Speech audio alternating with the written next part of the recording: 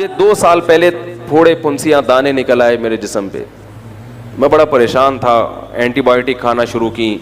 वैसे मैं एंटीबायोटिक खाता नहीं हूँ, लेकिन तंग आ गया था तो मजबूर हो के खाना शुरू की तो फ़ायदा नहीं हो रहा। मैं जामे तो रशीद गया, वहाँ एक नीम हकीम, ज़्यादा बड़े हकीम भी नहीं है वो, जो ख़तरा जान जिनके बारे में कहा जाता है, उन्होंने मुझे कहा कि यार काली मिर्चें भर के लो, मुंह में डालो, थोड़ी सी चबाओ, पानी से निकल लो, 2-4 दफ़ा करो, सेट हो जाएगा। तो मैंने ऐसे ही किया, पहली दफ़ा में ही सेट हो गया।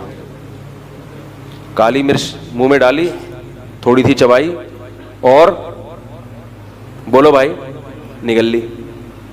तबीयत हिल को गई थोड़ी सी, थोड़ी देर के लिए आंखें भी खुल गई और अजीब सा हो गया, लेकिन 24 घंटे के अंदर अंदर वो दाने गायब हो गए।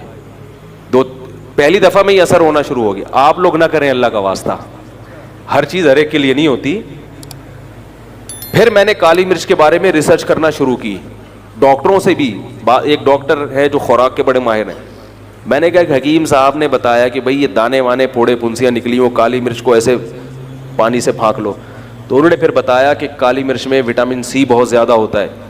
फिर एक अच्छे हकीम से भी रब्ता करके उनसे पूछा कि ये काली मिर्च, तो उन्होंने बताया कि काली मिर्च के ये वगैरह वगैरह वगैरह। ये भी हमारी कोई हेल्थ का चैनल नहीं है, तो पता चला कि वाकई ये क्या करती है, जिस्म में जितने भी फासिद चीज़ें हैं ये आपकी बाहर, जिस्म से बाहर निकाल देती है।